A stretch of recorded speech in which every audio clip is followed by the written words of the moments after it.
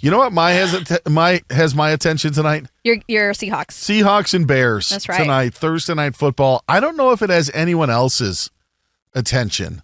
And I don't know if it's because it's Seahawks-Bears in the game. I mean, it matters for the Seahawks. It's very important that they win this game if they want to win the NFC West, because if they don't, then it's pretty much over with. But I feel like on the heels of what yesterday was, now having another game today, I don't know if the NFL is getting the maximum output that they would have hoped with this game. And not just with the NBA, right? I mean, with the NFL, at the NBA, like all the success from yesterday, that maybe people are just pooped today with sports. I wouldn't doubt it, and I would have no problem if they missed the game. We talked about it on Tuesday when we were sitting in here on Covino and Rich on what your game card was going to look like of the 5 days of NFL football that you have in Week 17. Are you going to fill them all out with 5 days? And for those that didn't, the day that I heard you guys were willing to skip was Thursday night. And now I'm watching the game. And you're good. I know one of your diehard friends. Grace hey, girl. Is a diehard Seahawks fan. Yeah, so now I'm watching the game after I thought I wasn't going to watch the game. I'm not going to use Grace as an example because I can't remember Grace's background. Is she from the area? She's from here, but her dad was a big Seahawks fan growing up. Okay. And so that's how she is one, even though she's from LA, from Whittier. Okay, perfect. Yeah. So she's like you, because you're also not from Seattle. Correct. Yeah. Correct. I became a Seahawks fan in the early 80s when Dave Craig played for the Seahawks. And I tell this story a lot, and I apologize if I'm repeating, but there's a bigger point to get to. When Dave Craig played for the Seahawks, there was a family connection, as my mom knew his dad because his dad was a state trooper, and my mom worked in the court system in our county, and her dad would submit tickets to my mom's office in that county. And so when you find out that, a kid who played high school, 20 minutes away is now in the NFL, pretty big deal. And I was 6-7 years old at the time. I still remember the 83 season when they beat Dan Marino and the Dolphins in Marino's rookie season in the AFC divisional playoffs. It was January of 1984. Still remember that game, the Seahawks coming back from it. We were big Seahawks fans. They lost the next week to the Raiders in the AFC championship game, and the Raiders went on to win the Super Bowl. But that dates back to like how long I've been a Seahawks fan. I met the Seahawks later that year in 1984 when they played a game in Milwaukee against the Green Bay Packers, because everybody asked me, you're from Wisconsin, but you're a Seahawks fan, and that's the reason why. That was the connection. So I've always been a Seahawks fan, and I hate to say it, but I resent the younger base of Seahawks fans. And I've come to the realization that I just have to admit it. And it's not because they're bad people.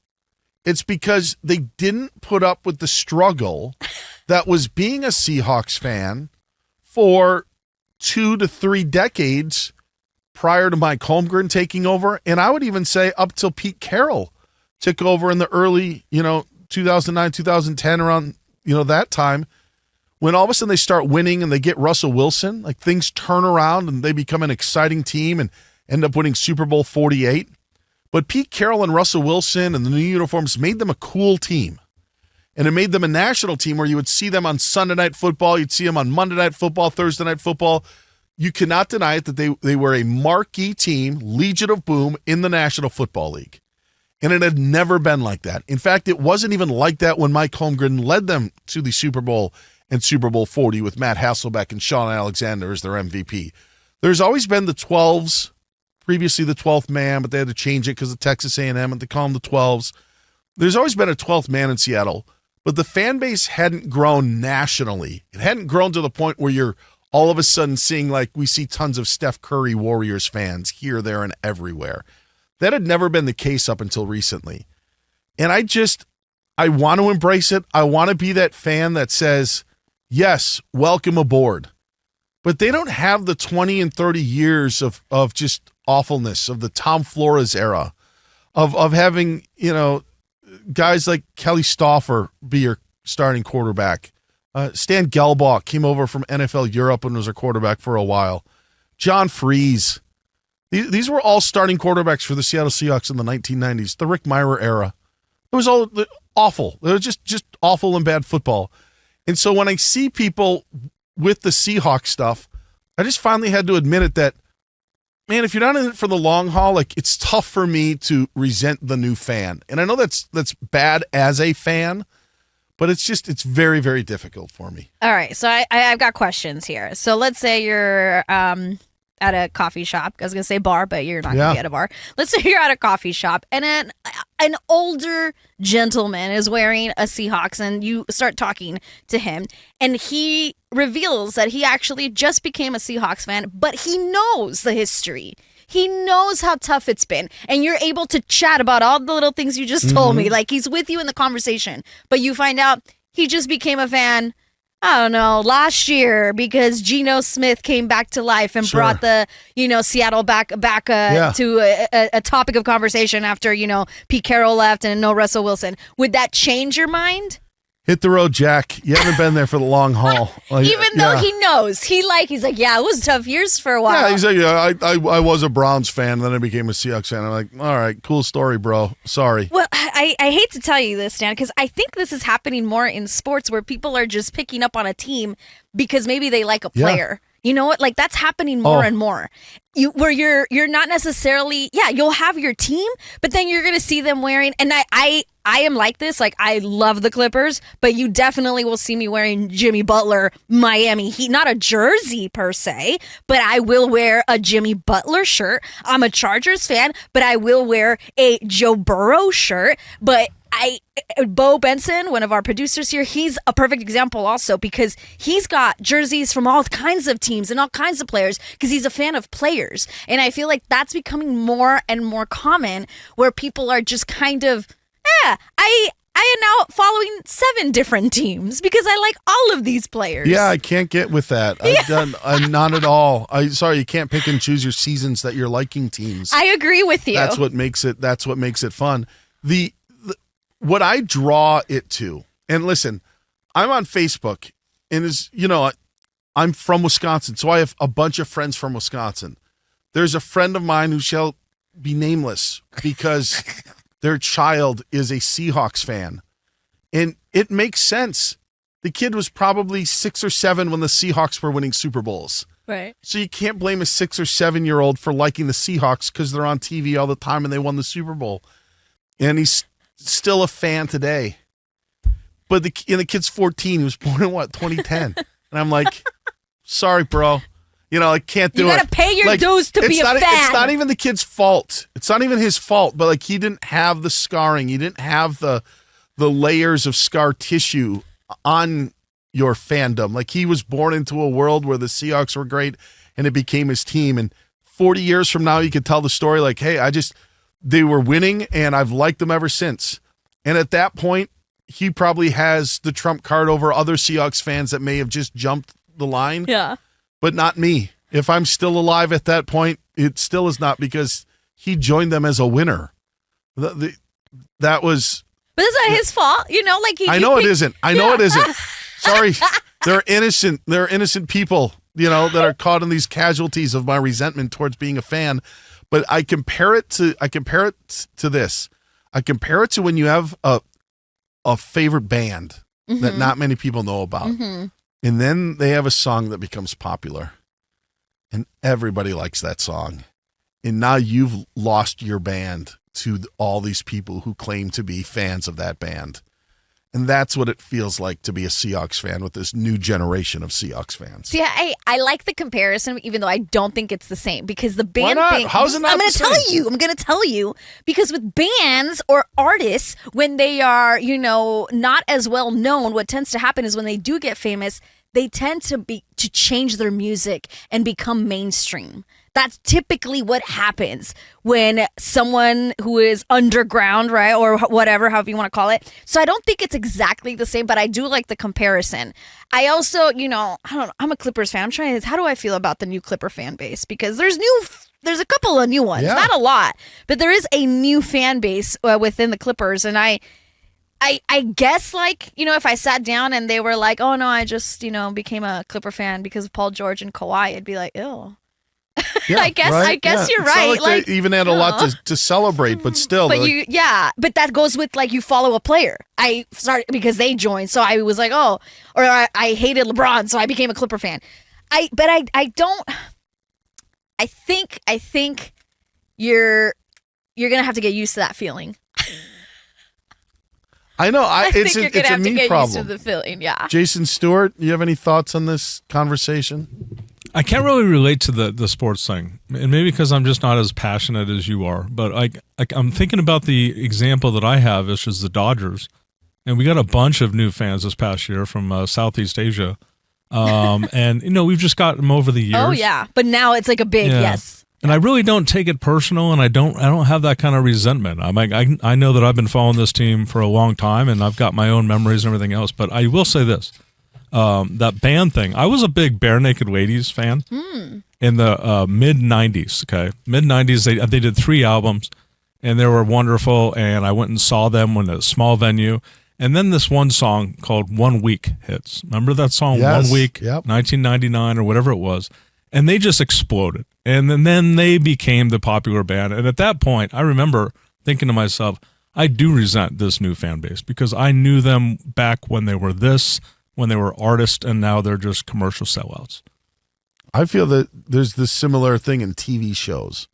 When you're in on a show early, you stake your claim to it and that it's your show, and you'll do anything you can to get other people to watch the show. And then you want to receive the credit for it. Yeah, like you produced the show. Like you were there. I told you about Ozark. That sort of thing. Like you need to thank me. That's how big of an Ozark fan I am. I was telling other people about it, and they watched because of there's that sort of feeling. And I'm playing that character, but there's a little tie-in, maybe not apples to apples in that scenario. But there's something about not going through the tough times or the trying times. We have a bunch of Packer fans around here. Yeah. And they probably became Packer fans for a lot of different reasons, one of which is probably they were good when people started watching football. But again, they haven't been really bad ever since. Ever since Brett Favre took over in 1992, they've been pretty darn good, Right, a competitive team. So I look at those Packer fans as well as being like, man, geez, really tough time for you. Or Steelers fans, how difficult has it been for them? Not very. Not very. It's funny because the TV show example, if I keep hearing a lot of hype about a TV show, I don't actually want to watch it because I'm like, no. Oh, you're that one. Because unhot take. I know you guys are going to like this one. Breaking Bad, I didn't get it. I kept hearing about it. I sat through 2 episodes and I was like, I cannot do this. Maybe I need to try it again now. But at the time, I was like, nope. All this hype was a lie. This is not that good. And it's one of those shows, though, you do need to get through the first season. Yeah. Because it gets great towards the back end of the first season. Right. And then it just becomes amazing after that. But you get all this hype. Everyone's like, it's so great. Yes. You're going to love it. And then I was like, oh. Do you watch the whole thing and feel that way? No. Oh, okay. Maybe saw 2-3 episodes. I was like, absolutely not.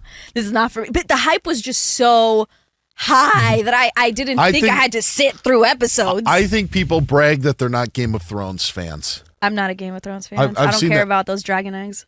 So that is so far from my world. But me and my wife watched it and we were late to the party. We weren't, but it was good. I will never sit there and claim, Game of Thrones because again, we hadn't watched it for 10 years. We didn't have the equity. I appreciate on what I thought was a really, really good show, but I find the people will plant their flag that they either watched Game of Thrones from the beginning or that is their badge of honor that they never watched Game of Thrones. Right. You remember that show Suits? Yeah, Yes. I never saw it. So I watched it when it was on the USA Network. Yeah. USA Network. Nobody watches that network, but it was a really good show, and I watched it on my DVR, and I watched every season. And then in the last couple of years, Netflix puts it out, and it becomes like the most watched series on Netflix. So much so that I think they're redoing it, or they're starting it over, or I was just starting about it to ask you. to continue. I think they're bringing something back, Yeah. and it's always been a show that I feel like I would like. I just never came around to it. Oh, it's great. I'm It's great. sure I would like it. Seems right up my alley. But I guess I do kind of resent the new people that found it on Netflix. Yeah. I was watching it on a cable, show that nobody watched. 877-99 on Fox. 877-996-6369. Sports team, TV show, band. Who do you resent? What fan base do you resent because they kind of took it from you or tried to take it from you? No one's made me less of a Seahawks fan. It's just, they win the Super Bowl and it wasn't the same feeling that I got that they got. I wear the throwback logo not only because it's awesome, because it also is my childhood. That's like Right. this.